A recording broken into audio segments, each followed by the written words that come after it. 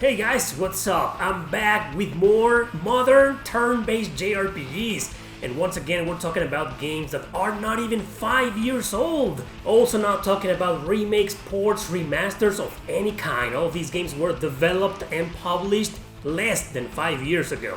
And as promised in the last video, I will be covering today a bunch of obscure games, but also a bunch of popular games as well.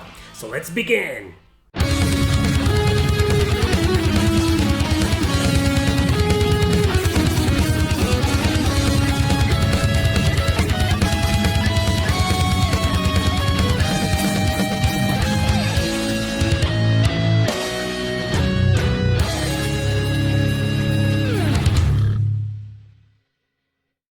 Number 10, The Caligula Effect 2.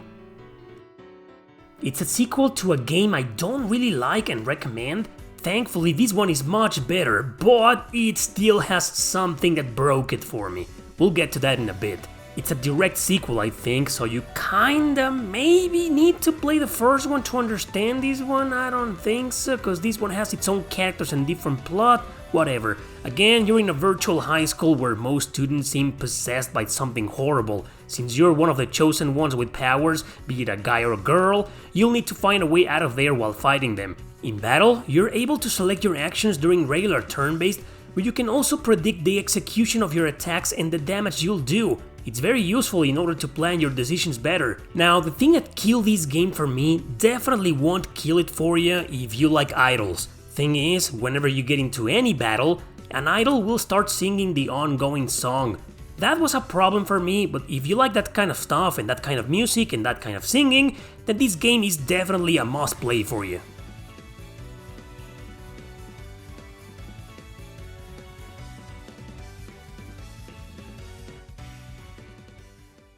Number 9, Voice of Cards.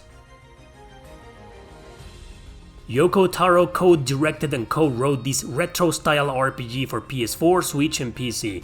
As of the making of this video, it's digital only. It was going to be for phones, but thank goodness producer Yosuke Saito decided to release it on consoles instead. A powerful dragon will soon reappear to destroy the world once again, so a group of adventurers is gonna end up on a quest to stop it while traveling the land. Everything is controlled by cards though, including the exploration and the interaction with NPCs, but you will control them of course during battle, as each character is assigned to one. To fight you need to generate crystals in order to unlock better skills. You do so by using regular actions at the beginning, and most of these attacks will depend on rolling dice to determine the RNG. I like this battle system. It's not really innovative, but definitely prevents combat from being dull. Overall, this is a great game, even if it does feel more influenced by classic computer western RPGs. Hope this gets a physical one day.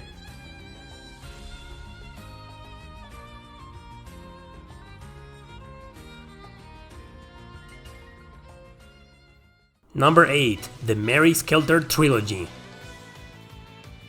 These are surprisingly 3 games, with the first one released on the PS Vita. Later it came with its sequel for modern systems. Yes, you need to play the first game to understand the rest, which is why I'm including the whole trilogy together. They take place in a post-apocalyptic setting where monsters known as nightmares have taken over the world apparently. Female characters have the ability to fight them with weapons, magic and special powers that can also act as a double-edged sword. Use them too much in battle and they can go berserk, sometimes attacking their own allies. It can get pretty dark and violent sometimes, but it's a compiled hard RPG, so that means heavy fan service and kinky minigames. I'm honestly surprised they were released on PlayStation consoles with no problems. All 3 games are dungeon crawlers in first person. You'll have to traverse large maps full of puzzles and monsters. I love the design of these areas, they're quite bizarre with a touch of Halloween in them. These are fun games to play and definitely among the best modern turn-based JRPGs out there.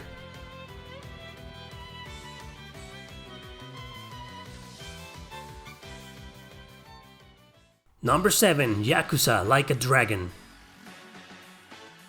This is one of the dumbest, most hilarious RPGs I ever made, available everywhere except the Switch. It's an interesting take on the Yakuza series, but as a turn-based RPG, it barely takes itself seriously, except when it really needs to, so the game's full of jokes and dumb puns. The Yakuza series are known for having gameplay similar to that of Grand Theft Auto, open worlds with tons of stuff to do, especially side quests. This game is no different in that department, and pretty much the only thing that changes is the battle system.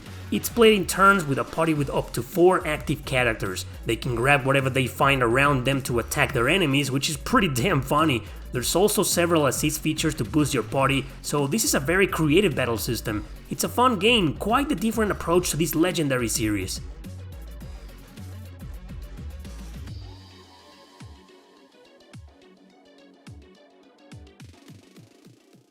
Number 6. Metal Max Xeno. This one belongs to a big, long-running series, but most of its games have stayed in Japan. The only one we've gotten besides this is Metal Saga on the PS2, so they're very obscure. You don't need to play one to understand the other though, they seem to be completely standalone.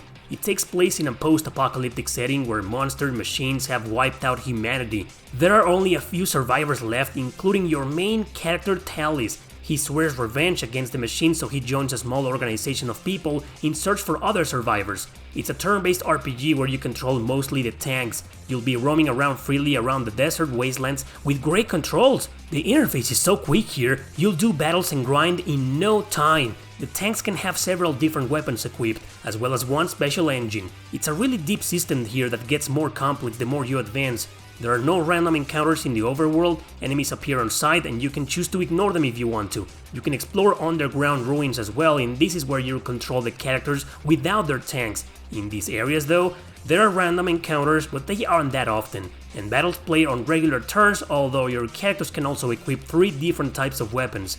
Graphics are great for its time, and the soundtrack is badass. This is one of those RPGs that I love calling a hidden gem, it's very good.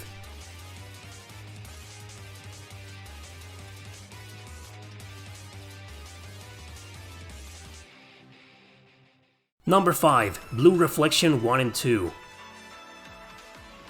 I've only played the second game, called Second Light. The first one became somewhat rare and pricey almost upon release. Koei Tecmo provided a code for me to play its sequel. I was told it's connected to the first game, but you don't need to play it to understand this one. You're in charge of a group of girls that mysteriously lost most of their memories. Problem is, they woke up in this abandoned school surrounded by ruined landscapes and demons. Their goal will be not only to find a way out, but also to survive. Several gameplay features are there for this, like gathering items and mixing them to create the things they'll need. There's also the usual bonding features to increase affinity between them, and some small dating simulation. Exploring places will eventually lead to finding better items and fighting bosses. Throughout these ordeals, the girls will regain their memories, and you'll even get new girls in your group. Battle system is very similar to Atelier Ryza's, in which you fight in turns but it flows in real time. You need to press a specific button to interrupt the battle and bring out the menu to choose your attacks. It also plays out with strengths, weaknesses, and magical transformations. I love this battle system and I really enjoy this game to my utmost surprise, because it's honestly not the usual type of JRPG that I like playing.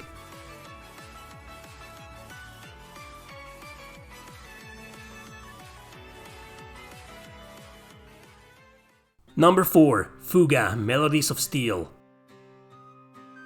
12 kids join together in a devastating war in search for their missing families. They will traverse destroyed landscapes and ruins inside an ancient powerful weapon called the Tyrannis. It's this huge tank, and the kids will also use it as their base of operations.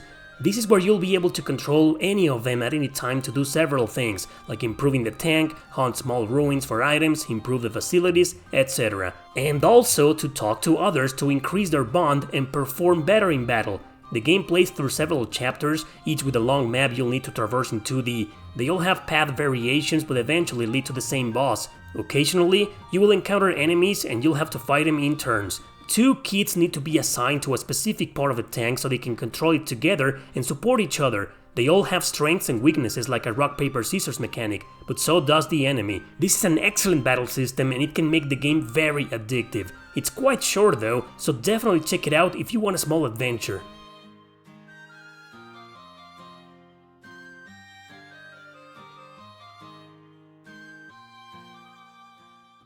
Number 3. Lost Sphere. After the success of I Am Setsuna Tokyo RPG Factory, the developers created Lost Sphere, released just a few years ago on PS4, Switch and Windows. It's got nothing to do with Setsuna, though it plays somewhat similar. You go from town to town, through an overworld, areas and dungeons. The point of the game though is to unfreeze every important location and character in the game. You do that by using a special power acquired, used by the protagonist Kanata.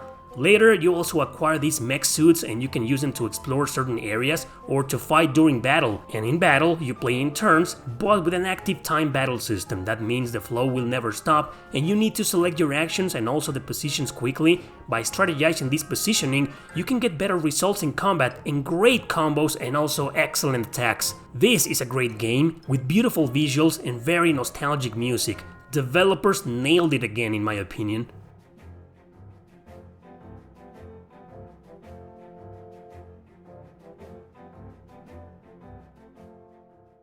Number 2. Persona Q2 New Cinema Labyrinth. Since the first Persona Q was successful, Atlus decided to cash in with a sequel, obviously thanks to the huge popularity of Persona 5. And yes, this second 3DS exclusive crossover focuses mostly on the Persona 5 cast, music and style. Of course, the cast of the previous two Persona games is back as well, which gives it a boost for Persona fans like me. I love the first game, so I love this one as well. It's a dungeon crawler in first person, but nowhere near as hardcore or repetitive as its major influence Etrian Odyssey. It's still tough though, but balanced for the most part. Since it's a Persona game, it includes the usual features such as the Persona Fusion and the strengths and weaknesses system. But in this game, everyone can equip one extra Persona to fight. Cool, huh? Another usual feature is, of course, the writing. Tons of reading is there. The story is good enough to keep you immersed, but it's a crossover and a spin-off that isn't canon, so it's kinda nonsensical at times. You have to be a huge Persona fan, especially a Persona 5 fan, to really enjoy this game to its fullest.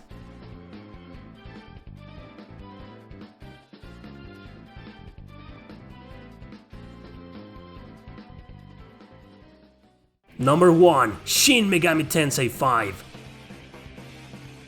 Man, you knew this was gonna be here. How could it not? It didn't make it to part 1 because it wasn't released yet. And yes, it's a masterpiece, although I feel the story could have had a little bit more work.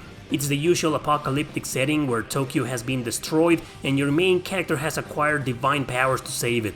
Like usual, near the end of the game, there will be different endings depending on the final choice you make. It's tough as nails as it should be since it's a Shin Megami Tensei game, but the gameplay is superb. It plays masterfully with great controls, interface and battle mechanics.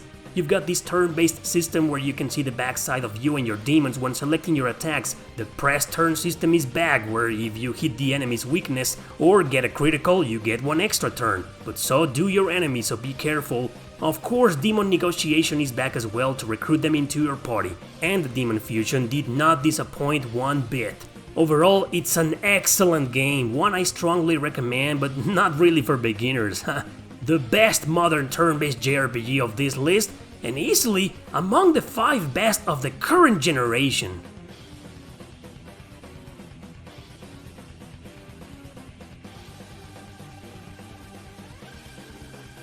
I have a lot of honorable mentions, a lot of games that didn't make it to this video because they are more than 5 years old, and also, like I said at the beginning, there will be no ports or remix or remasters, like, I don't know, a very obscure one called Saga Scarlet Grace. Of course, that game was not gonna be here. And some of my honorable mentions include games like this, like Exist Archive, Grand Kingdom, and Labyrinth of Refrain. They are already over 5 years old, but these are games that could have easily be here, and they still feel very modern to play, so honorable mentions, everybody. Anyway guys, that's all for today. Turn-based is not dead, far from it, so I hope you enjoyed this video and recommend more turn-based RPGs in the comment section below. Thanks for watching, don't forget to subscribe and share this video with your friends. See you next time!